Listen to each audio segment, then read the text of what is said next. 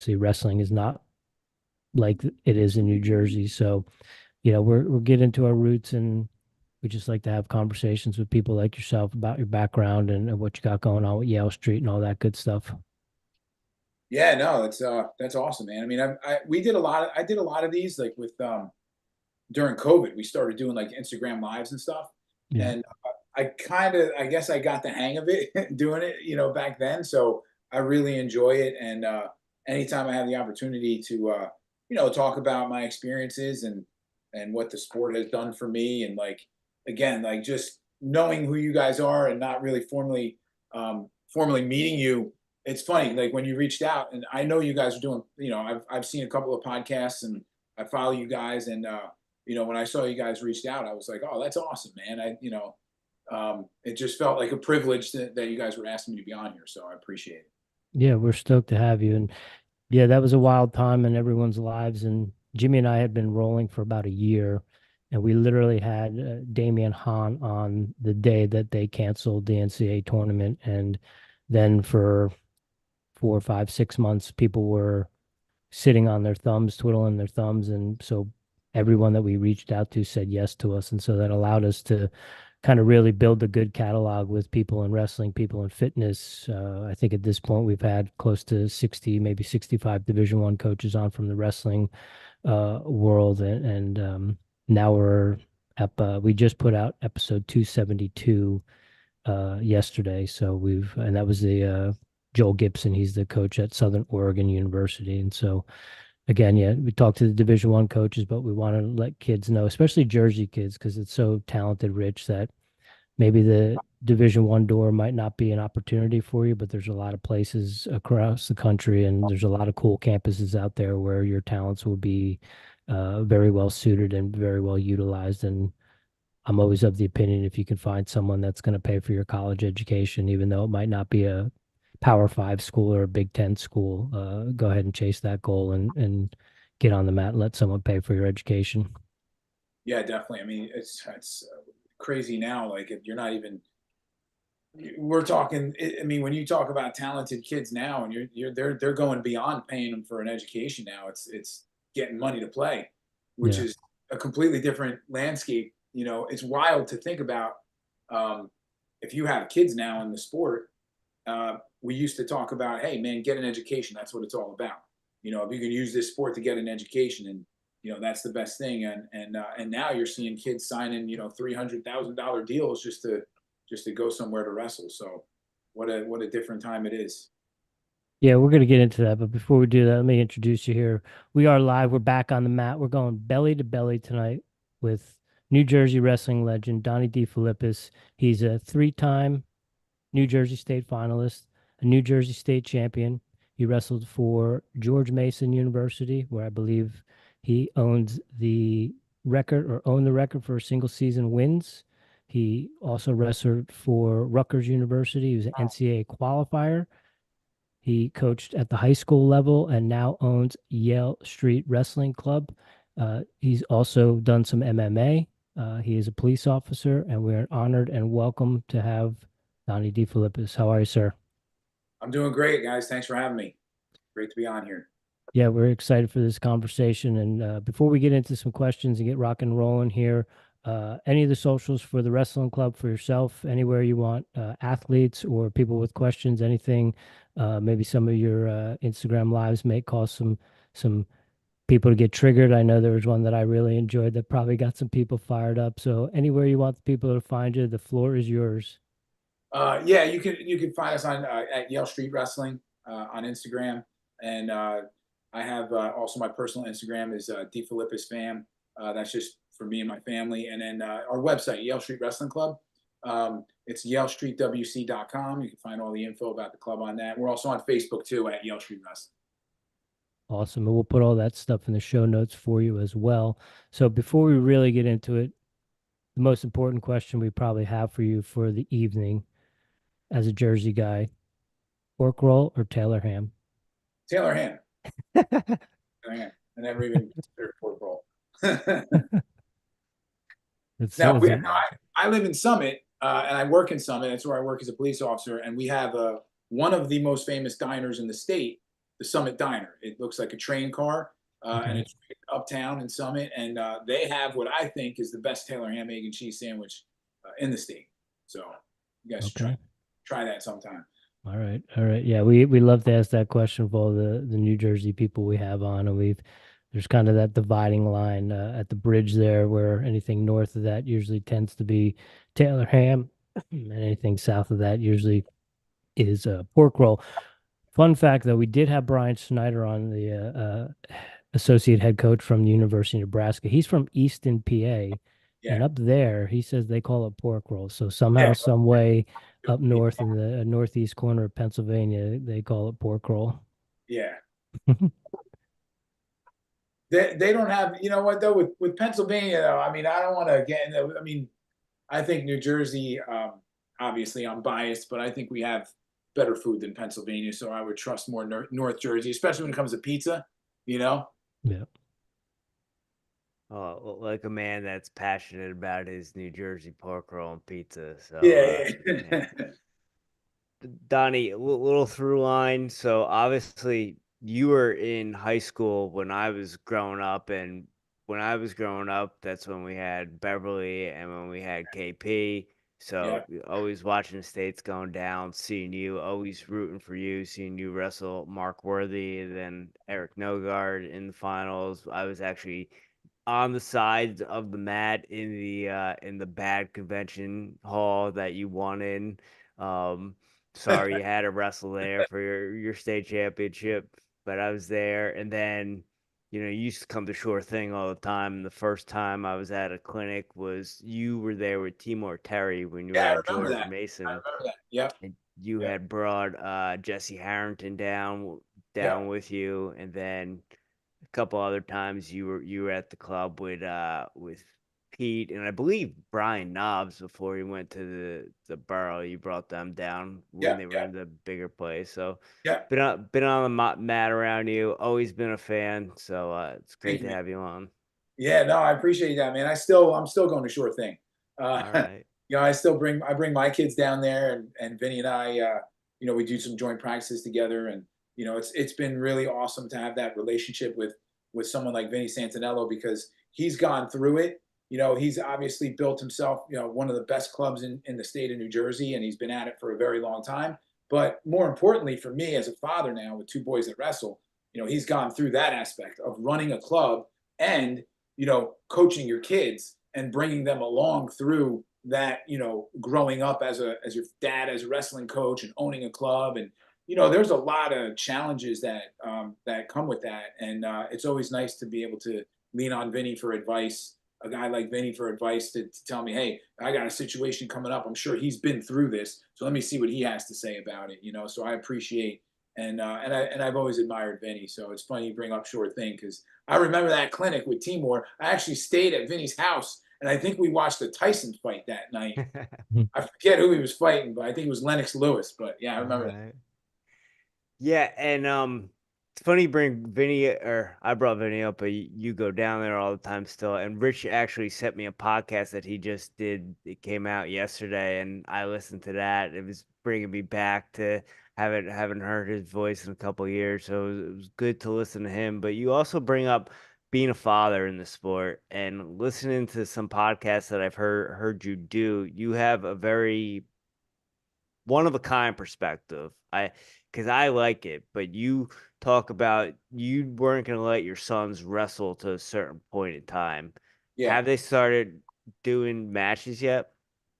Yeah, so my garage is a wrestling room. When we moved into the house in 2012, my firstborn Dominic was born in April of 2012, and so we moved into the house in August. So he was still like 6 months old when we moved in.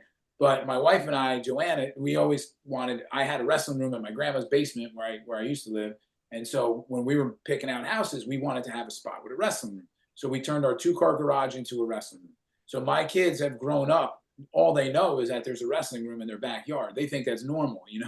So I knew that wrestling was going to be something that they were going to be exposed to very early, and I wanted to focus on, especially with my oldest, because it was my first time going through it. So I wanted to focus on developing his passion for the sport and just developing his game.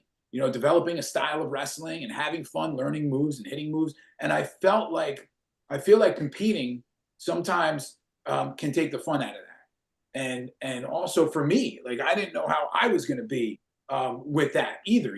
Like I see some crazy stuff happen, as we all do, and we see parents at their worst sometimes in wrestling environments, and so I didn't know how I was going to react either. So I'm like, let me get this guy ready. Let's get him ready. Let's get him loving the sport. Let's get him hungry to compete. So he practiced from the time he was about 4.5 till he was about 8.5.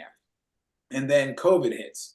And then what happened was the year after COVID, 2021, in January, Rodney Van Ness hits me up and he's like, hey, man, he had Rhino Wrestling Club. He still has it. He's like, hey, man, why don't we get together and get a dual meet going since there's no tournaments going on? So he's sending me kids with weights, and experience level. And then I'm matching them up. And I'm like, hey, man, I look at Dominic. I'm like, do you want to wrestle in this? And he was chomping at the bit to wrestle all these years. So of course he wanted to wrestle, and that's how we started. We did duels with Sure Thing, CJA, Elite, Triumph. I mean, we were doing all kinds of stuff. Princeton Wrestling Club, Cordoba trained. He had his first couple wins were up there, and so that's where he started off. And then he started doing tournaments, and this was in 2021. And I'm still trying to put a cap on them competitively. Like there's kids that wrestle like 200 matches a year. I didn't want them to wrestle more than like 50, maybe 50 matches a year. Maybe once a month we do a competition. And so in 2023, Dominic did his first state tournament. He actually won it, which I wasn't really expecting that. I always was somebody who said, hey man, kid states don't mean anything, and we don't want to put too much emphasis on it. But when he actually won that, it was pretty cool. It was a great moment for him, a great moment for the club, for us, as a family. And then, my youngest son, he started competing right away because he saw his older brother doing it. I couldn't hold him out. And I held him out of states for a couple of years. He did states this year for the first time. He ended up making to the finals and taking second. And it was just, it's been a lot of fun, like seeing them, especially when it comes to that, like postseason, like they get it. They're like, hey, this is something we want to work for. They have fun, like training and getting up in the morning sometimes before school and working out and putting effort into it. And that's what I try to see the most. I want to see them loving what they're doing. And so I'm not really pushing them. Somebody in another sport told me one time, and it's a saying that I try to follow. It's much more fun when they're pulling you. And that's how I'm trying to operate with that. Like if I look at their family, hey, I ask them all the time, you guys want to go to this tournament? Nah, I don't really feel like it. All right, then we're not going to go. That's just that simple. So it's been really good to see them and spend the time with them. Like I love coaching wrestling. I love spending time with my kids. To be able to do it at the same time is priceless. There's nothing better than that. And I'm just trying to make sure I don't get caught up in the success and the wins and losses, because I know, like Vinny actually said, I saw a clip of his last podcast. He said, if they love it, then the success is going to come. And I believe that too. So you said you weren't sure how you were going to react when they started competing. We had Jimmy Letchford on. He's the president of Go Ruck. He's a Jersey guy. And he said he was never going to be like the way his dad was when he wrestled, because his dad would go crazy. And the minute his kids started wrestling, he became his father. So have you found that? My dad was really tough on me, but I needed that, and I look back on it, I'm like, man, I would have never done what I did if he wasn't that tough on me. But, I also learned some things from him that I don't want to do, as I'm sure we all have with our parents, but I have had some moments where I actually looked back. I was like, why did I do that? And one of the moments was actually in the state tournament, Dominic's first state tournament. He was wrestling really tight. And I kind of I got frustrated, and I kind of like threw a water bottle down on the ground. I threw a water bottle, and I said like, wake up or something like that. And Steve Rivera was standing behind me with Sebastian, and he saw it.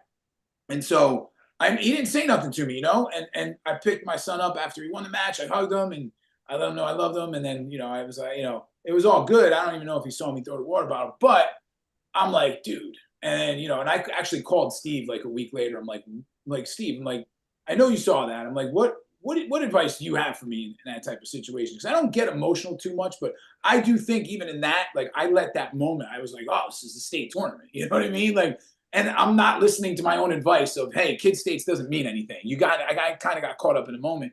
Steve's like, listen, if that wasn't your kid, would you have acted that way? And I'm like, no. And he's like, well, there you go. There's your answer. You got to kind of, try to separate that. And it was great advice. It was great advice. But yeah, I've had a couple of moments where I look back, I'm like, man, I don't want to do that again. Luckily, like, it didn't have that much of an effect. I don't think it was that noticeable, but it was noticeable to me, Yeah, those moments, they come sometimes. I try to be pretty calm, cool, and collected in the corner. And I had a moment last year. I'm down in South Carolina, and kid was giving up some points, and I kind of lost my cool. And I was just like, stop giving them points. Yeah.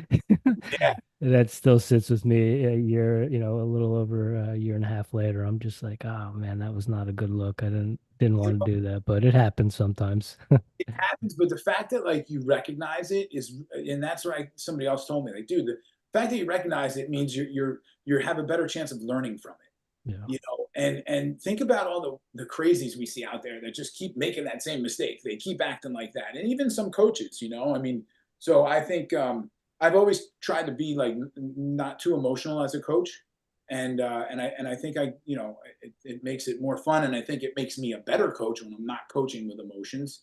And so I think it's a little bit harder to do that with your kids. And I think I also agree with advice that Steve has given me, and Vinny too, is that if you find that you can't control your emotions while you're coaching your kids, then you shouldn't coach them.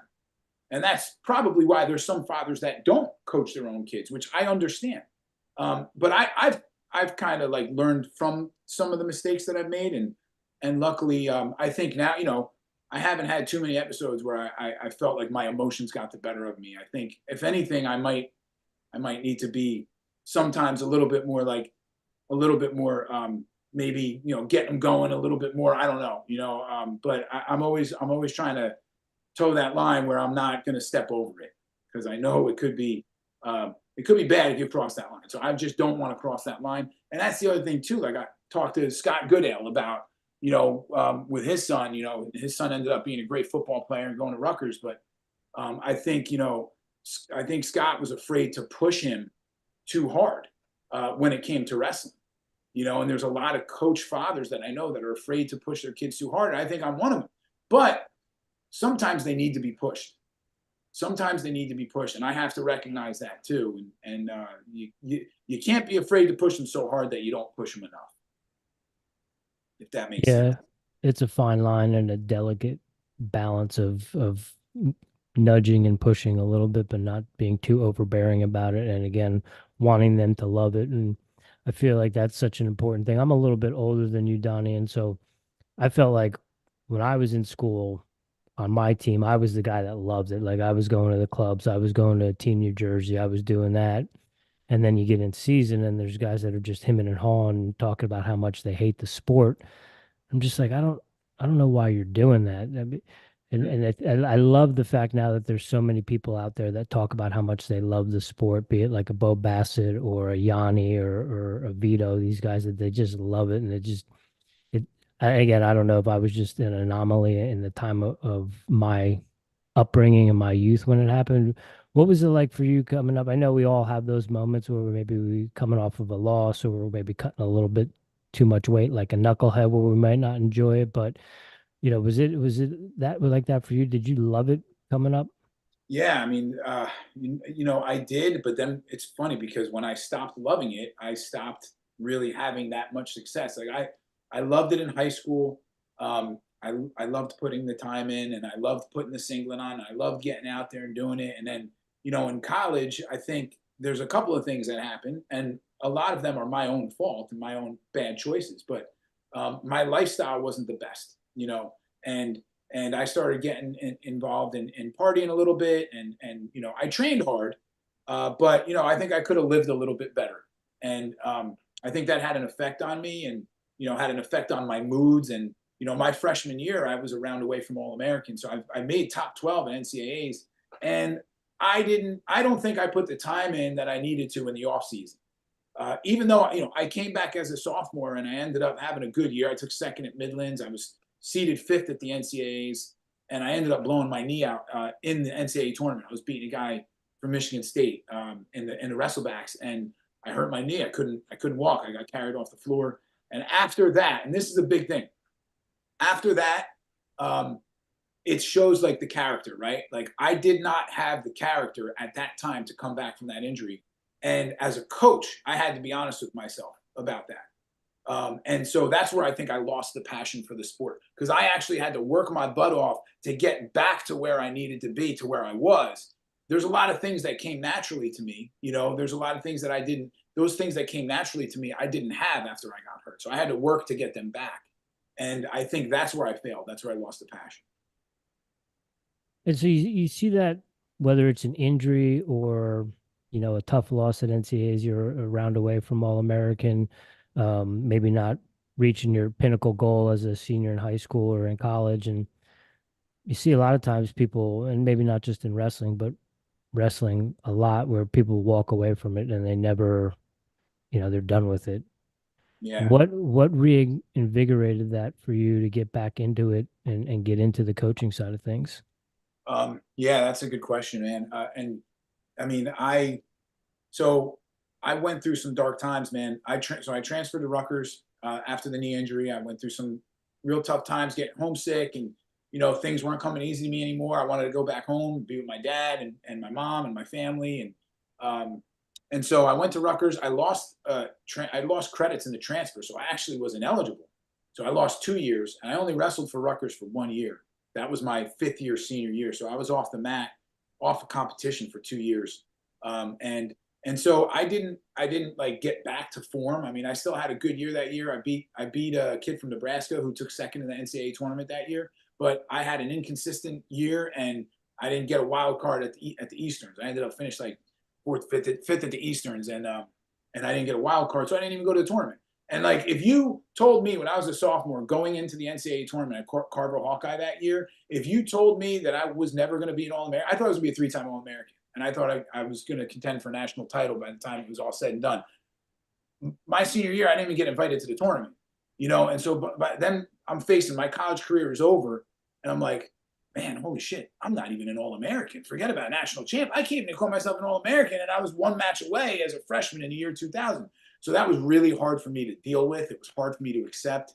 I went through some hard times, and that's all I could really say about that. I mean, mentally, it was a really hard time. I lost my identity. I didn't know what I was going to do. I had met my wife now. Joanna was my girlfriend at the time at Rutgers, so she helped me through a lot of that by being there for me, being supportive. And what also helped me is getting into coaching. I right away, that year ended in the spring, right? So I dealt with, going through that time period, spring, summer, fall, and then winter started coming around. And I didn't know if I was ever going to want anything to do with wrestling either, And so winter started coming around. I'm like, what am I going to do with myself? I'm substitute teaching, and I'm walking through New Providence High School, and I'm talking to the wrestlers, Shane Mallory, Pete Teresa, Larry Piotr, those guys, and they were like, hey, man, they're like, we need a coach. We have an opening for a coach. And so I just never missed a season. That I went right back into wrestling as a coach that year in 2005, and I never looked back. And I probably learned more lessons from the sport of wrestling as a coach, more so as a coach than I did as a wrestler. It helped me build that, the dealing with adversity and learning how to use the lessons that we learned through wrestling and applying them in life. As a young coach, I feel like I learned those lessons better than any other time in my life. So that experience you have, obviously everything is hindsight 2020. When we look back at things as we're older men, we say, oh, I kind of see the purpose in that, or oh, I kind of see the meaning behind that. And obviously, like, you would never say, oh, I didn't want to do that, or I didn't do that because I was going to be a coach and kids were going to need me in this position. But that's what happened. You're able to help kids that happens to all the time, because there's only 14 state champs and there's only 10 national champs every year. And wrestle is one of those sports, even if you get third, you're still mad at yourself because you didn't get on top of the podium. How do you help kids kind of deal with that? And do you see things like that from a mile away, where maybe a kid has another year left, but you can see that he's not performing, or he was a stud in high school, training really hard, but when he left his parents, he's not really getting it done, in the off season in college. Yeah, and that goes to, like, again, losing the passion, and not realizing that, there's things that are happening. I mean, dude, it couldn't be more like, it's hard to explain to kids, like, hey, there's something better for you down the road, maybe. You know what I mean? And so, for me, like, I always talk to the guys about how not reaching my goal here led to something better in my life. Like, if I had become an All-American my sophomore year and I didn't get hurt, and then, let's say I went on to be a three-time All-American and possibly a national champ, and I stayed at George Mason, and who knows, maybe I'd be college coaching somewhere, and I would have never met my wife. I would have never transferred to Rutgers and met my wife, and then my two boys wouldn't be here. So the greatest things that I have in my life wouldn't be here right now if that horrible thing never happened to me. So I try to share those stories with kids so that, they see, like, hey, it's not all about success. And sometimes when you fail, it's like the Garth Brooks song, I mean, Unanswered Prayers, right? I mean, sometimes when you fail, there's a reason for that, and there's something better for you down the road because of that failure, whether it makes you a stronger person or it leads to other doors opening in your life. Yeah, I had a coach that used to give all the cliches, and I always used to be like, "Shut up! Like those are so corny." And now as I get older, I'm like, "Man, those were so true." Makes so much sense. Yeah, Yeah. I know. It's crazy, man. It's So crazy. It's we've funny. we've talked about Rutgers. Obviously, that's where you finished up your career. I'm curious now of the success they have being in the Big Ten, national champs now. What do you think the difference is between now and when you were there? Oh man. So again, I mean, there's a lot of, I know that there's a lot of haters out there in New Jersey on the Rutgers program. I've never really been one of those guys. I know that obviously every program is going to have their criticisms. Um, and I certainly have some criticisms of what's been going on there recently, because we have one of our wrestlers there, right? John Posnanski's there. He was a Yale Street guy, and John is as close to us now as he's ever been, and he's always been very close to us. So, and John's there, and John had success right out the gate. He took fourth in the country in his freshman year in 2021. But before we even get to that part, let's just talk about, in 2011, first of all, I was there in 2005. That's the only year I wrestled at Rutgers. We had a pretty good team that year. I think we took third in the Easterns that year, which was one of the toughest. It's still one of the toughest conferences in the country. Maybe, I know it's disbanding now with the Ivies leaving, but again, that team is pretty good. We didn't have many people in our matches. We had 100 maybe for the Nebraska match, maybe 200 people at a match. I mean, it wasn't that many. We wrestled in the barn, right? In 2011, I went to the rack for a Lehigh match, and I saw it packed. There was not an open seat in the house. And I remember walking out of there, and I was like jealous. There was definitely a part of me and the guys that I wrestled with at Rutgers that were a little jealous. We're like, man, I wish we had that. But what a credit to Scott Goodale, Donnie Pritzoff. I mean, all the people that are involved in that program. And obviously going to the Big Ten helps, right? You get that Big Ten status and the money that comes with that. And obviously now every home match is at the rack, and they have one of the greatest atmospheres in the country to watch college wrestling. So I give them a lot of credit from where they are now, where they were 20 years ago. It really is amazing to see. They're constantly in the top 25 as a program, which is great. And when you get to that point, now you're going to have people that are saying, we got to get to the next level. And so nobody's ever going to be happy, right? And you asked the question too before about how do you deal with a guy that maybe didn't reach his goal. Maybe he took third in the state. He wanted to win the states. And that goes to that too. Like, I feel like you're never going to be happy. You know what I mean? Like, unless you're Cale Sanderson and you win every match and you win even going back to me, like, okay, I realized I can't even call myself an All-American. But if I did win that round of 12 match and I did sneak on the podium my freshman year, what would I be saying? I should have been a national champ. So you're never going to be happy. I feel like the success that Rutgers was having before they had a drought where they didn't have an All-American. And then Parati got on the podium. And now they consistently have All-Americans. And what do people say now? Well, we need national champs. Well, we had 2 national champs in 2019. And now what do people say? Well, we got to get in the top 10 regularly. So, it's tough to make everybody happy. But I think I love what Rutgers did, where they came from, and I hope that they find a way to get to that next level. Yeah, it's very fitting with the caliber of wrestlers that come out of New Jersey from the club level to the high school level, and you have Rutgers, you also have Princeton's on the come up, and Coach Dubuque is fired up, and he's just a ball of energy to be around and talk to. So it's great from afar to watch the success of New Jersey wrestling and New Jersey colleges and that sort of stuff. And it's definitely stuff that it's sucked me back in, and thanks to that, I was able to suck Jimmy back in because he was, what are you watching? You watching another wrestling match? And I'm like, yeah, man, it's it's on. We got to do it. Donnie, curious, you mentioned right out of college, you got started in, subbing, you got into coaching, you were at New Providence coaching. What was the onus for the wrestling club versus staying with the high school program? Oh man, well, it was by accident. It was not, it was organic. It was not, we didn't force that. So when I first got out of college, I had a lot of people, a lot of parents. I was coaching kids in New Providence at the time, just a handful of kids. Jesse Harrington was one of them. So these guys right away were like, oh, you got to start a club. Eric Norgard, who I grew up with wrestling, was coaching at Apex. Damian Logan started Apex right around 2003, I think. So we're talking 2005. So people were like, you got to get in a club. You got to start a club. And right away I was like, I don't think I'm ready for that, because I need to learn how to coach. Just because I was a pretty good wrestler doesn't mean that I'm going to be a pretty good coach. I have to pay my dues. I have to learn. And so I wanted to coach high school wrestling. Luckily, I was fortunate to be in some really successful programs. New Providence, which is the high school I graduated from in 2005, had a great team. I walked in there as an assistant.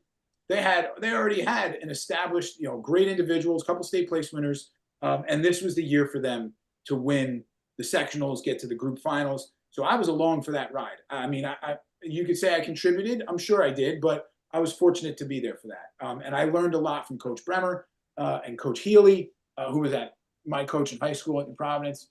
He was at Madison when I came out. And so I spent 4 years at New Providence and had a good time, and I learned a lot. And then I spent 1 year at Brearley in 2009. They made it to the state finals. They lost to Long Branch in the group finals that year. Again, I was around a lot of great people, Brian Luciani, Joe Laspinoso. I learned a lot from them. I took a year off or 2 years off.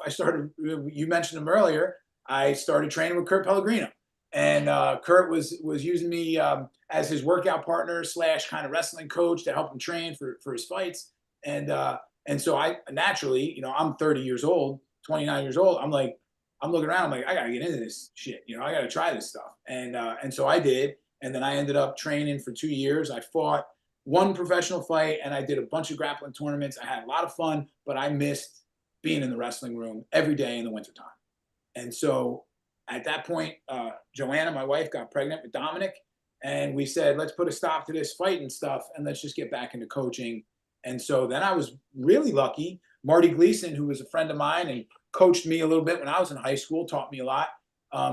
He was running the Boundbrook room, and the Boundbrook just had Andrew Campilitano graduated, 4-time state champ, and they opened up as a choice school. So they were getting kids from all over the area that were really, really good. And that room, we had, number 20 team in the country, went to the Clash out in Minnesota. Craig Dela Cruz was 2-time state champ, was fortunate to coach him. Josh Ugaldi was a 2-time runner-up. Makai Lewis was on that team. George Walton. It goes on. So I spent 3 years there. And while I was there, 2012 was my first year there. That's when we moved into the house. My garage became a wrestling room. Me and Craig Dela Cruz were in the garage wrestling. A couple kids from Summit and the surrounding towns heard that we were in there. They asked if they could start working out with us. I'm working overtime as a cop, trying to pay the bills. And I'm like, wait a minute, I could probably turn this into something where instead of putting the uniform on and going to direct traffic for 8 hours, I could probably coach some wrestling and have more fun doing that and help pay the bills. So that's how it started. Dan Hilt, who was my teammate at Rutgers, He was coaching locally. Dan's a Manalapan guy, short conference guy. He Region was 6. That's right. Yeah. He was coaching locally, and he was working with a handful of guys, and he would use my garage and do private lessons in my garage.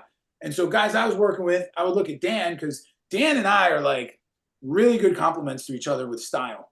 Because what I'm really good at, I like teaching, but there's a lot of things that he's way better at than I am. And kids, it's like we complement. Like hey, single legs. I wasn't a big single leg guy. I was more of a low single, duck under, high C guy. You want to learn a single leg, go to Coach Dan. You want to learn a snap down, go behind. He's got the best one. Hands defense, he's better. You go to Coach Dan. And so we complement each other really well. So I would say, hey, I want you to work with this guy, and then he would say to me, well, I want you to work with this guy. Well, why don't we just work together? And so that's how we started Yale Street. All right. Well, last time I saw Dan Hilt, I was watching an HBO show and he came on the screen. I looked at my roommate and I go, I know that dude. Yeah, he's still on. He's on CSI, Law and Order. He's getting a lot of work these days, man. Yeah, that is awesome. And to hear about, I've listened to plenty of podcasts prepping for this, and hear about kind of the philosophy of how you guys do things, and you focus on the individual, not the overall people who are there. Do you guys have a group practice and then people do one-on-ones with you? Is that how that works? So we started something when we started this club. We wanted to be different. I wanted to offer something different, and I kind of learned from watching some of the other clubs. I'm not going to name them, but there was one club that was in the area that was already, the only game in town.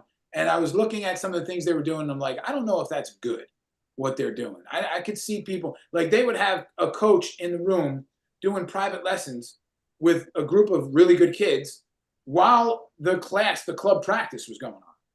And so I'm looking at that, I'm like, I think if I was a parent, I'd be upset about that. Like, why isn't my kid in that special group? Why do I pay a membership and we're in this group?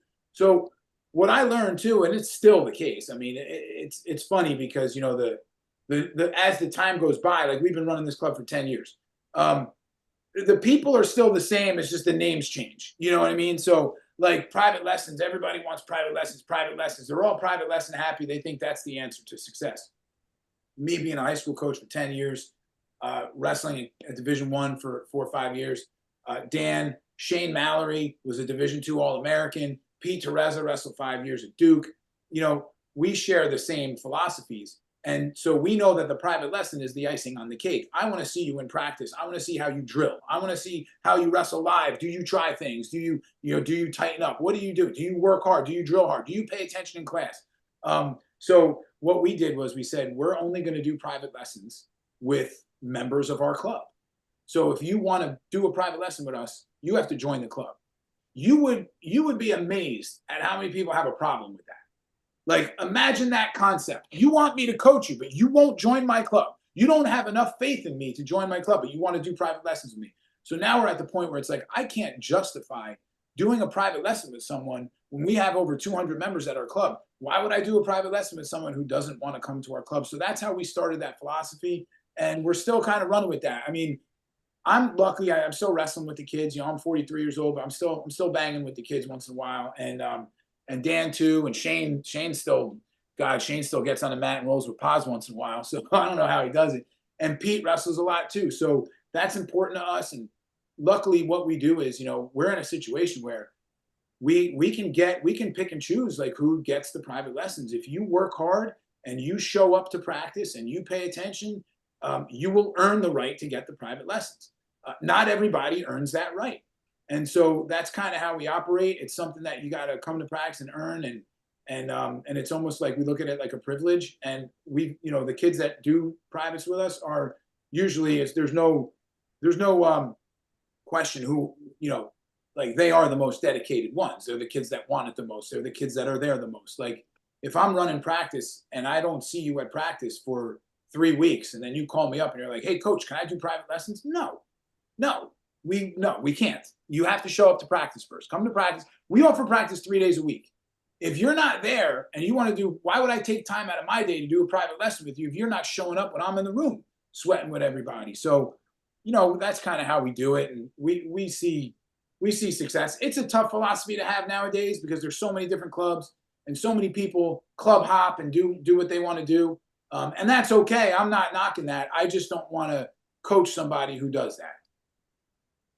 Do you think that having that, hey, you have to come here 3 days a week before you're even considered for a private lesson, do you think that's helped create a culture of kids coming consistently and wanting to work hard? And how long did it take to kind of develop that?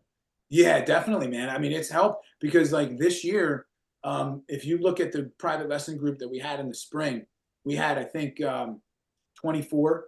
Out of the 24 that were in that group, I think 20 of them or 18 of them were high school state qualifiers that made it to Atlantic City. And so obviously like that gives us motivation too, right? Like as a coach, I'm motivated to work with this group because I know that these guys are motivated. But it did take a while. I mean, but I never really faltered from that. And we lost some talented kids over the years because their parents didn't agree with that philosophy. But I stayed strong to it.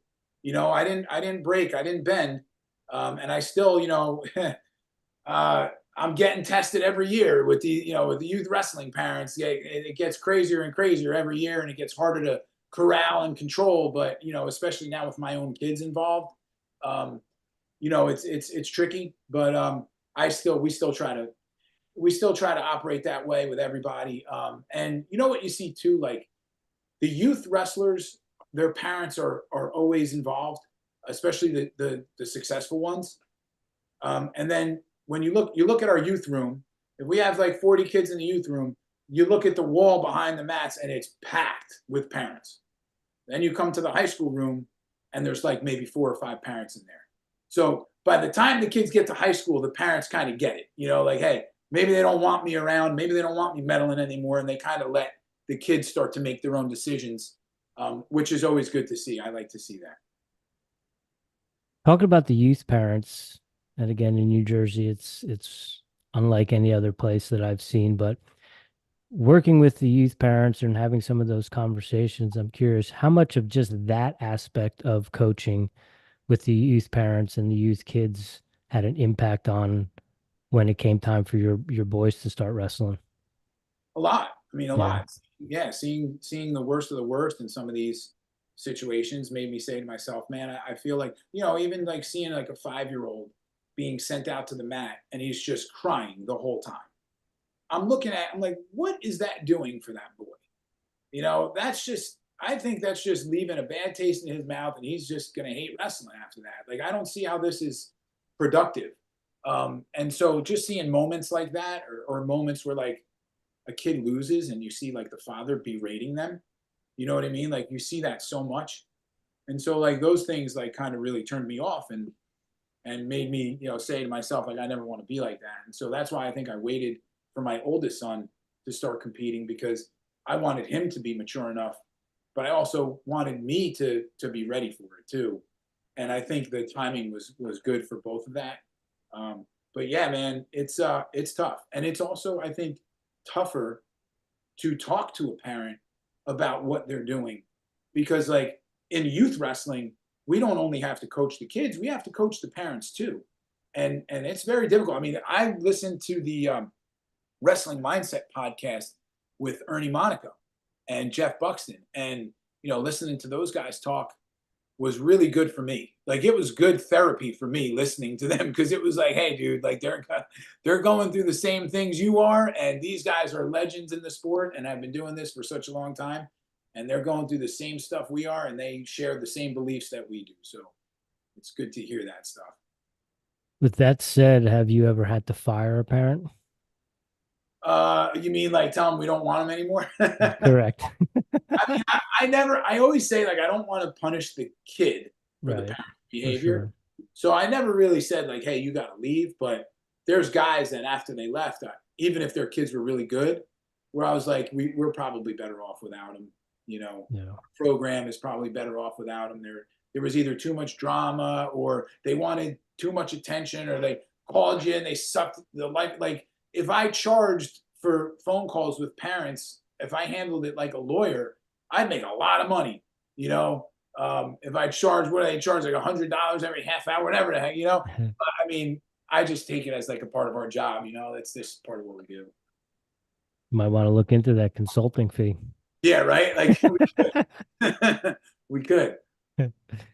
How do you manage that? Running a club with 200 kids, you're a full-time police officer, you got parents calling for psych therapy. Yeah, yeah. How do you manage that? I mean, I'm lucky, man. I'm juggling. I'm getting better at it. I've gotten pretty good at it.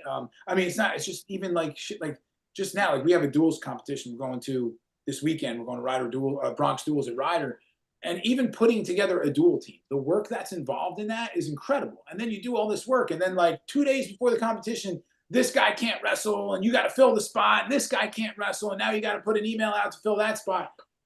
There's a lot of work. It's a lot of work. I'm lucky that I have the coaches on the staff at Yale Street that I have. Like I couldn't do this without them. I look at our staff and I think we have one of the best staffs maybe in the country. I mean, if you look at between me, Dan, Shane, Pete, those are 4 guys that have between the 4 of us over 300 Division I wins. And then you add to that, you add Clint Motter, who was at Penn, University of Pennsylvania, was a 2-time Eastern Conference champ. His brother Brett was an NCAA champ for Penn. He also sends his son to the club, and we're fortunate to have those guys on the mat helping us out. John Posnanski is now coaching with us too. He's, now these guys can get money they can coach and get money. They don't have to hide it anymore. So, now we have John on the staff, and, just having that, having those guys, like, it makes it a lot easier for me. Now I can handle some administrative stuff instead of having to do every practice and run every practice and do every private lesson. Like having those guys it's all spread out. They help, they help with everything, especially wrestling related, and let me, I'm the one that handles all the stuff that nobody wants to do, like the administrative stuff. So, it's a good mix. So when we talk to college coaches, a lot of the head coaches have a hard time delegating and not doing it themselves. They still want to get in the room, but like you said, there's all the stuff that no one wants to do that they have to do. I know you have a lot of confidence in your staff. Was there ever a time where you didn't want to delegate?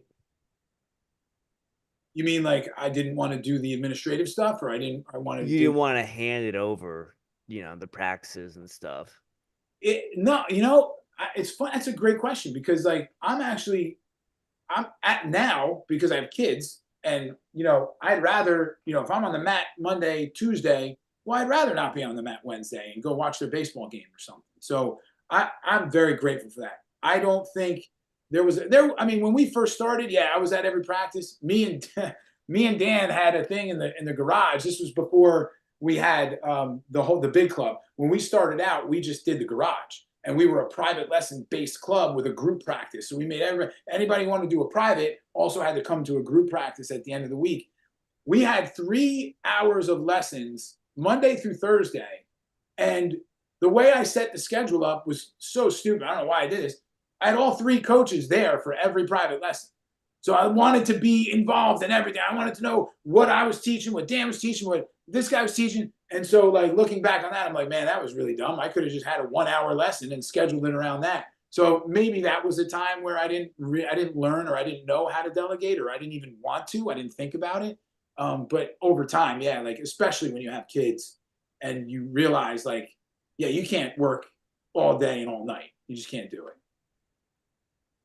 Talking about your sons and getting to a baseball game and doing those sorts of things, I feel like there's a trend coming back maybe a little bit where we're seeing a little bit more multi-sport athletes and some crossover, some different seasons. And that was, I think, in 94 when I graduated, that was kind of the tail end of kids playing multiple sports. And then we went into that specialization from, say, 2000 to, a couple years ago. Are you seeing more of that? And are you maybe encouraging that a little bit with some of the youth parents to avoid burnout?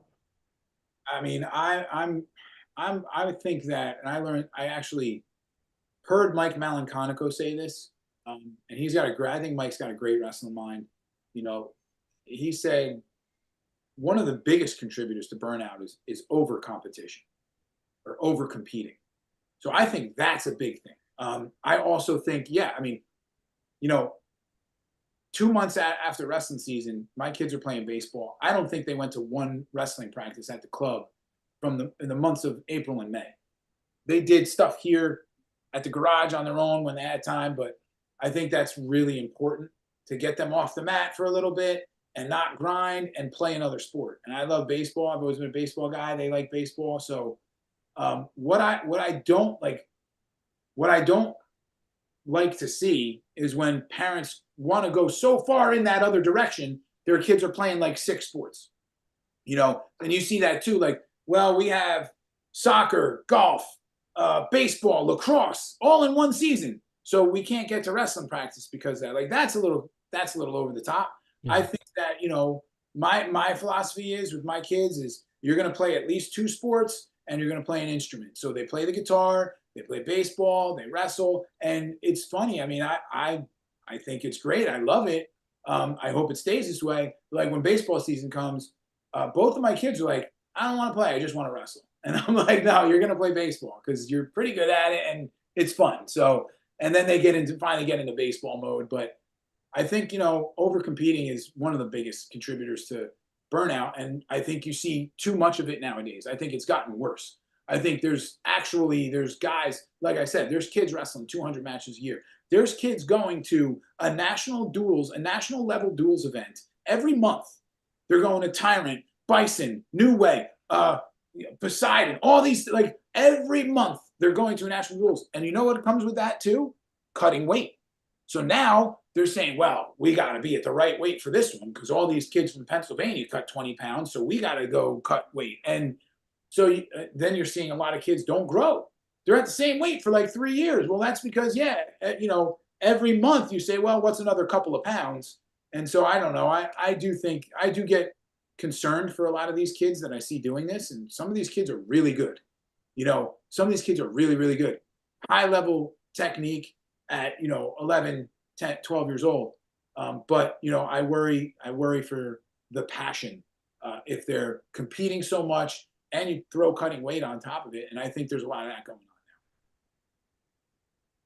How much of that is a lifestyle conversation? You talked about your lifestyle when you got injured and maybe didn't have the character to handle those sorts of things or have the right lifestyle. Is that a part of the program? Are you talking about lifestyle and maybe not? We don't necessarily need to cut weight if we're eating right and we just are at our natural fighting weight just because our nutrition is dialed in. Yeah, I mean, look at Frankie Edgar. Okay, I look at Frankie Edgar, George St. Pierre. Those guys never let themselves get out of shape, and that's lifestyle. Look at and then you look at some of these other fighters outside of their training camps. They're 40 pounds overweight, so they have to have a 12-week fight camp because it's going to take them 3 weeks just to get back in shape. So I do think that's really important. I think establishing a fitness routine with kids and a healthy lifestyle. I mean, look, I don't want to get into all the other stuff that I learned as a result of COVID. But one thing that my wife does a lot is she looks at all the stuff that's in the food. And there is so many bad ingredients in our food, especially in this country. And it's almost like, okay, they want to sell you this food so you ingest all this poison. And then they want to get you right away. They want to get you on their pharmaceuticals so that they can heal you from the disease that they caused. So we've been paying a lot of attention to that, to nutrition, what you're eating, organic stuff. And we got to pay an arm and a leg for organic stuff. But, that's what you do. And then also just working out. Like my kids are very into working out. They love working out. We have a gym in our basement. We have a wrestling room in the garage. So it is a part of their lifestyle. And that I think is really important because when you get to be our age, you're going to need it. You're going to need it. You get to be 30, 35, 40, I'm 43 now. So I feel like if I don't work out, I feel like I get a little off mentally, emotionally. It's hard for me to deal with stuff. So working out is not so much an addiction. It's like it's got to happen. It's just something that has to happen in my life.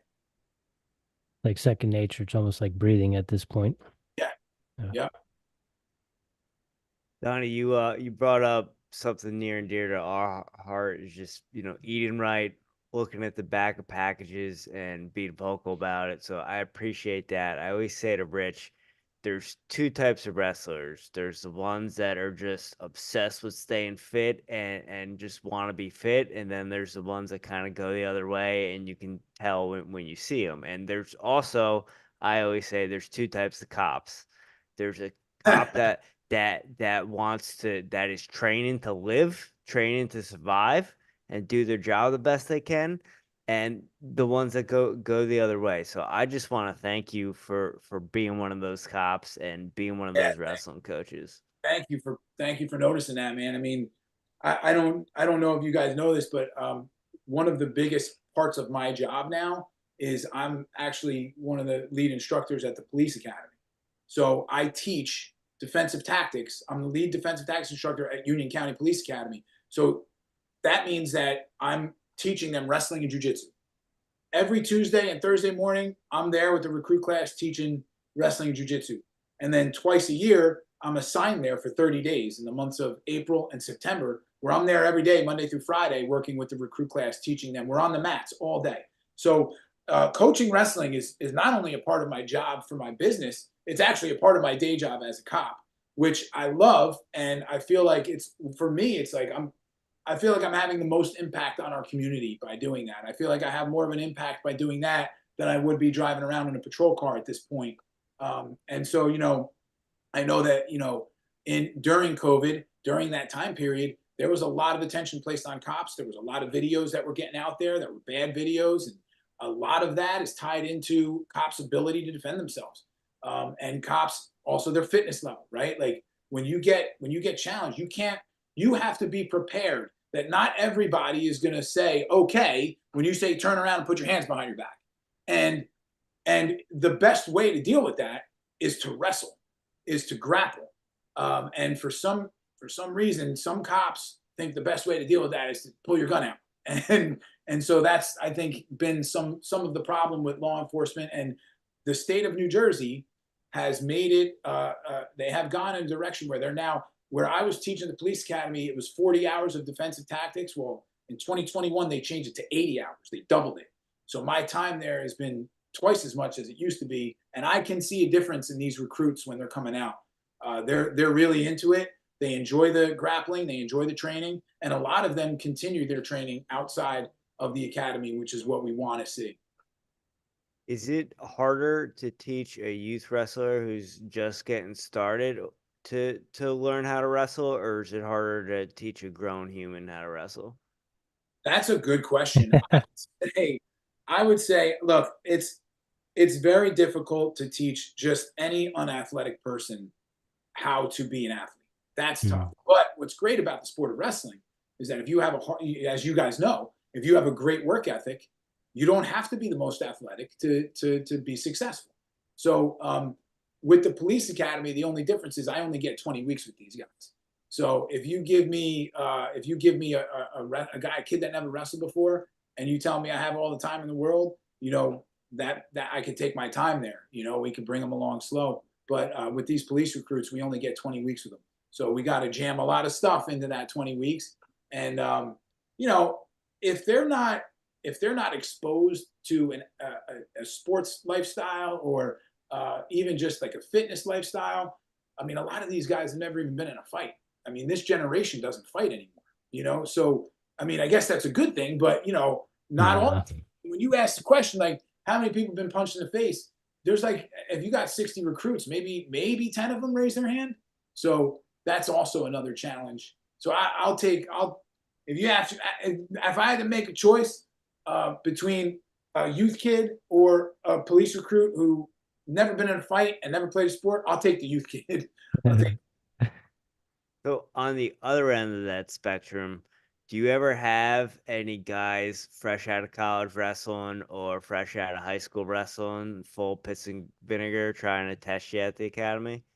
Yeah, I mean, all the time. I mean, those guys, like we roll with the recruits. You know, we actually stopped because, you know, of all the stuff in 2020 with COVID, with that class, they were like, no, we don't want the instructors rolling with the recruits anymore. I mean, obviously, because everybody knows what was going on then. But and I, you know, being the lead instructor now, I have other guys that go out. For me too, like I have to be careful because, you know, some of these guys that you know, if I roll with some of these guys like white belts, right, then I might get hurt rolling with a white belt. But if there's a guy that has wrestling experience that wants to go, I mean, there's guys I teach with too. I'll roll with those guys. You know, we actually just had a former Yale Street wrestler graduate my academy this a couple days ago. Quinn Haddad was a multiple time NCAA qualifier for TCNJ, and he was a great recruit. He got hired by Cranford Police Department, and he's working now. I think he's working right now. So, but he was a monster, obviously a monster for defensive tactics, and it was great to have him in there. Have you ever thought, being that what your day job is, to piggyback off of what Reese is doing down with the NJRTC, maybe start some adult classes?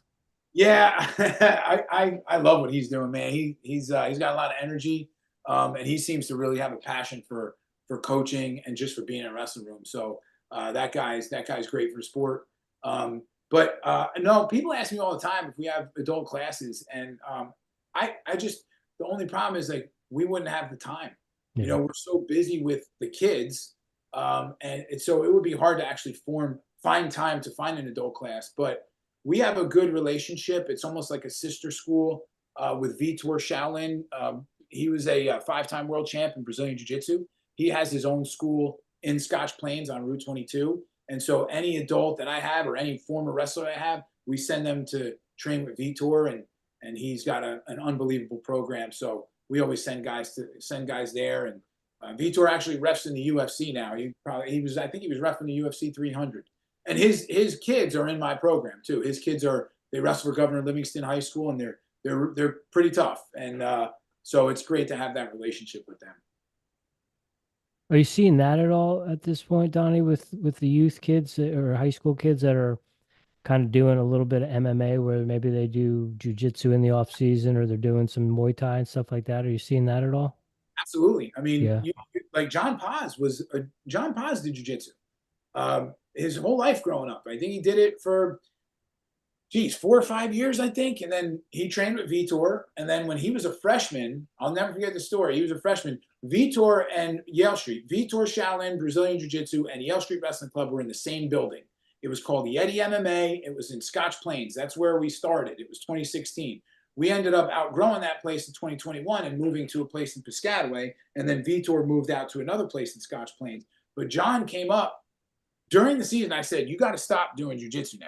You know, like you have to wrestle now because it's the wrestling season. So any night that you're not wrestling, somebody else is gaining on you. You know what I mean? So I saw him come up one night during the season. I saw him wearing a gi. I went up, I looked at him, I'm like, I shook my head at him. And then he eventually understood. I think it was after his freshman year, he went to the world championships for his age group in jiu-jitsu, had to fly out to California.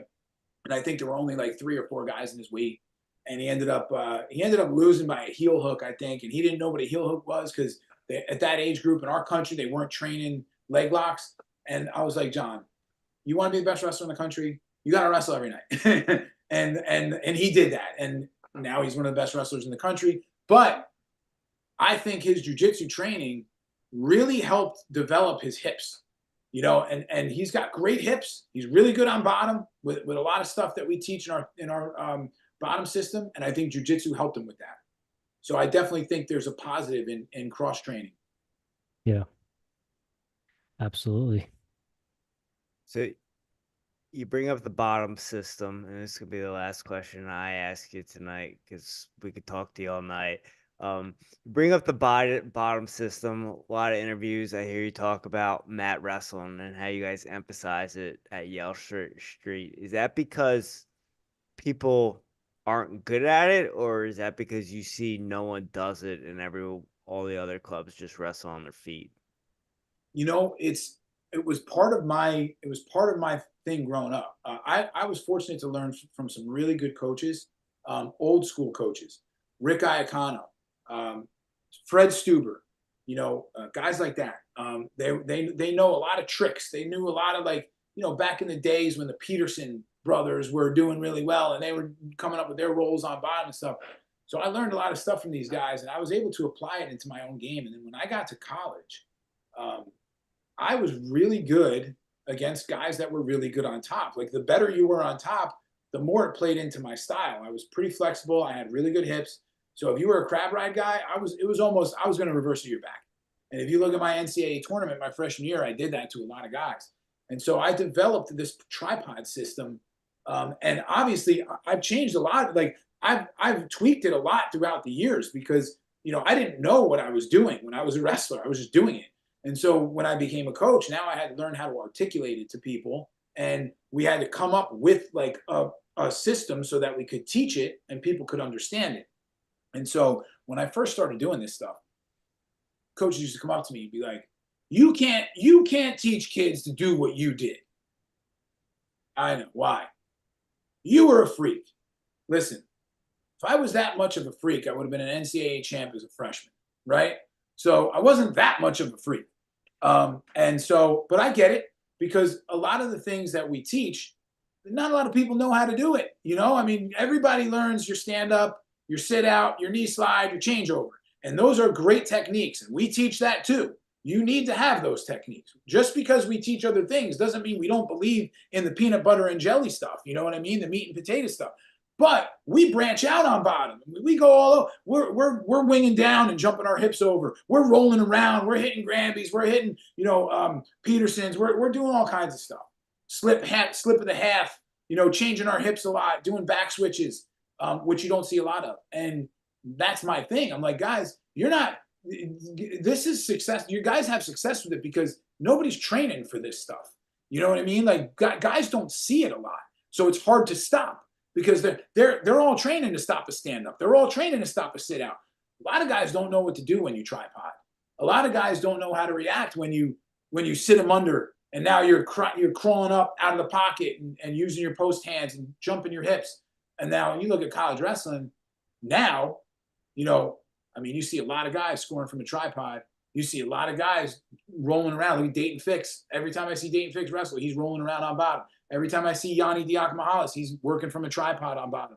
So the game has changed a lot. So I think it's more in our favor. But I've always been a big believer in, being aggressive in the bottom position. But then you got to talk about the other side to that coin, and that's the mentality. Okay. And that's what we're running into now. The problem that we run into now is that everybody's good on top. I have to hear everybody comes to me go, oh, don't pick bottom against that guy. He's good on top. You guys know this because in our era, okay, and Jimmy, you were still in our era because you were at that tail end, right? What, 05, 06, right around then? 05, yeah. So that was our era, right? I would say 95 to 05, maybe early 90s too. I mean, those guys were real tough in the early 90s, but right around 2008, 2010 is when you started to see a change. But in our era, people were always say bottom wrestling is a mindset. If you want to be good, you got to get down on bottom, and you need the mentality down on bottom. Okay, I agree. Now, every time you're in a match and you do this, or you do this, you're damaging that mentality. I'm sorry, but you're damaging that mentality because you're avoiding the position, you're sidestepping the position, and you're not holding yourself accountable in that position. And I watch it happen. I see coaches do it all the time. And then before you know it, everybody that kid wrestles is so good on top that you can never pick bottom. So you've ruined the psyche. So with my children, and I know a lot of people were watching me with my kids, what I was going to do with my kids, because I'll put you down every time. And some kids I put down, they're getting their arm ripped off on bottom, and we're going down, And obviously, I mean, I've kind of been a little bit softer over the years, and I realize that there are situations where you might not want to pick bottom. I get that, but for the most part, especially with my own children, there's no discussion. We're going down. That's it. You'll never hear me come off the mat and say, oh, man, maybe we should have picked neutral against that guy. No, you know what I'm going to tell you? You got to get better on bottom. You got to get out on bottom. It's that simple. So that's our philosophy. Not everybody agrees with it, but if you wrestle for me, I'm putting you down, and that's it. Well, we love it. Jimmy and I are big fans of mat wrestling. That was our bread and butter on top, riding legs and always choosing down to get out. And maybe not a question, but I recently, Jimmy had sent me one of your posts and you were talking about, and I thought I was the only person that had this mindset, but I also heard you say that you would love to see the addition of riding time in the high school level. And I'm a big fan of that. I've always thought that would probably would have won me a couple more matches, especially my last match at the state tournament. But I'm a big fan of that. I think riding time should be a point for sure. And I would even say, each minute that you get, maybe you get a point. Get Yeah. a point for each minute. I agree, 100%. And guys, I wasn't a top guy. I wasn't really known to be a hammer on top by any means. I was a take him down, let him up guy, and a guy who got out on bottom. And then when I got in college, I rode a little bit better in college because you got rewarded for it. But like you're not listening to some top guru here who has a biased opinion. You know what I mean? Like I'm a mat wrestler. I believe in bottom wrestling. I believe in wrestling on your feet. I believe in wrestling on the top. I believe in wrestling all three positions. And I think that, and this is where I think scholastic wrestling, and Chael Sonnen says this, scholastic wrestling, collegiate wrestling, translates to MMA better than any other form of martial arts or wrestling in general, because you're trying to hold a person down, another person down who's trying to get out. That's a very difficult thing to do, especially against a good athlete, a tough guy, a tough wrestler. So that is very hard to do. There's an art form in that. And so there should be some kind of reward for that. And one of the problems that we see in New Jersey is that our referees actually make that harder. Yeah. If you don't turn a guy in 30 seconds, they're going to bang you for stolen. And I hate when I see it, because the bottom guy is doing a base drill. He hasn't attempted an offensive move in 30, 45 seconds. The top guy's chopping, spiraling, trying to get a breakdown, coming to a half, coming to a red, going to a crossface, changing off, and you hit the top guy for stalling. And I think our referees, and we've gone at it. I've gone at it with our officials. We actually had a sit down with some of these officials because of an Instagram post that I made last year, 2 years ago. And everything they come back with you is the rule book, rule book, rule book. Okay, all right, rule book. What does the rule book say? You have to improve your position. Well, it says that about the bottom guy too. So why are we rewarding the bottom guy by hitting the top guy if the bottom guy is not doing anything? Why don't we just stay out of the match, let him wrestle, and if the bottom guy can't get out, that's on him, you know? Amen. No, I love your passion about the sport. Such a great conversation. Like I said before, we could talk to you all night, but we know you got a family, so we want to be super respectful of your time. We got 4 questions for you. All right. First one I got for you. Are you a coffee drinker? Yes. How do you brew your coffee and how do you take it? I have whole beans that I grind down every morning, and I drink the coffee black.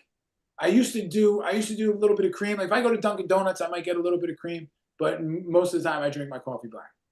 Using heavy cream or half and half? No, light cream. All right.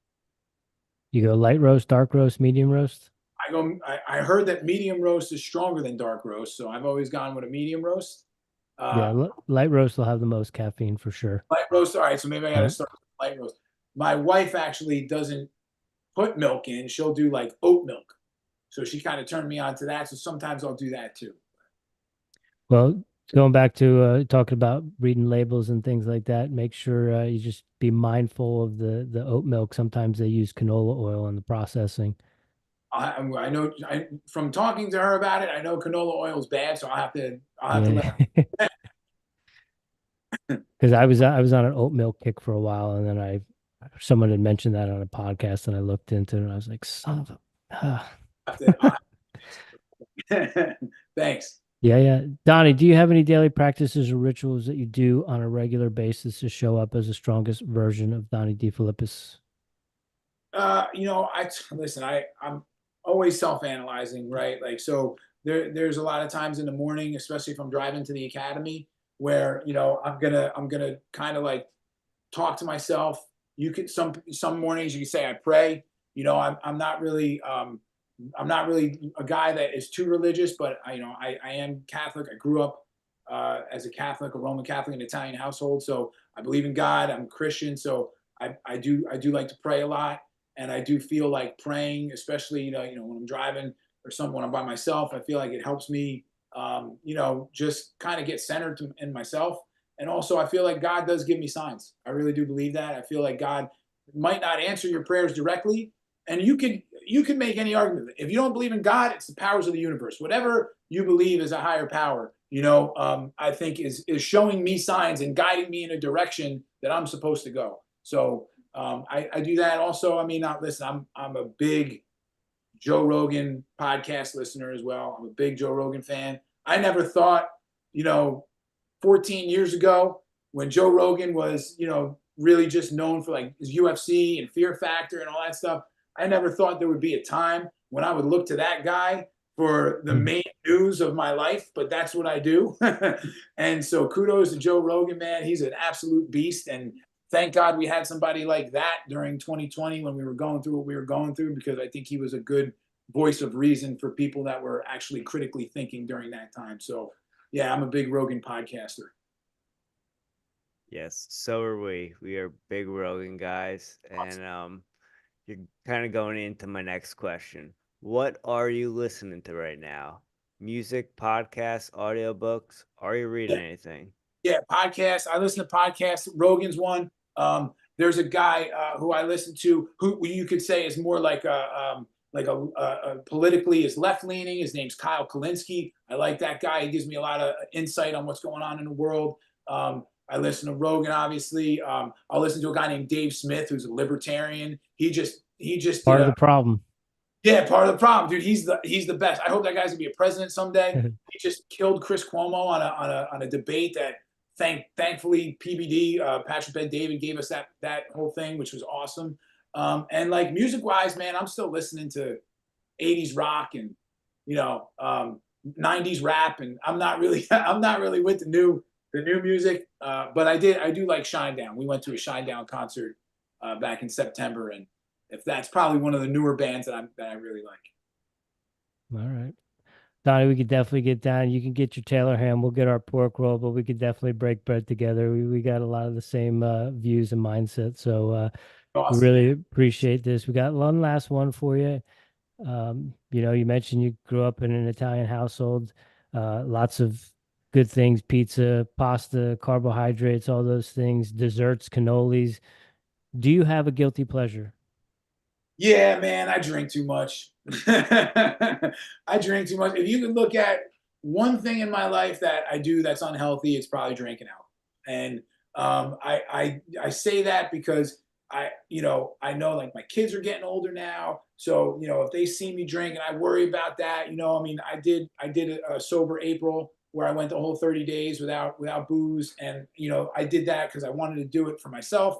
I wanted to prove I could do it, but I also wanted my kids to see me do it too. So that would be the one vice that I have that, probably is a guilty pleasure of mine. But I try to keep it to the weekends only, Okay. Are we talking craft beers? Or are you like a whiskey, kind of guy? Or I like wine on a Friday night. Okay. Saturday, Vino? a couple beers during the day, and then every now and then I might have some tequila. I heard tequila is like the best liquor that you can drink for your body, the way that your body absorbs it and digests it. So if I do drink hard alcohol, it will be tequila. Awesome. We could definitely get down. For sure. Donnie, it was an honor. Oh, go ahead, Jim. Sorry, Rich. You can. Donnie, it was an honor and pleasure having you on. We really appreciate it. One last time, let the people know where they can find you, where they can find the wrestling club. It's Yale Street Wrestling Club. The website's yalestreetwc.com, and social media is at Yale Street Wrestling. Jimmy and Rich, thanks for having me on, man. It was awesome. I enjoyed talking to you guys. I didn't even realize that, the time went by so fast, man. It was a lot of fun talking to you. So thank you for having me on. It was a pleasure. Absolutely. That's what we do over here. We try to make the time fly. We have a good conversation that gets flowing. And yeah, we get down with everything that you got going on in your mindset and your philosophy. So we do really appreciate your time and wish you the best of luck with the wrestling club and everything you got going on coming up with the kids, the boys, baseball, and their future in wrestling.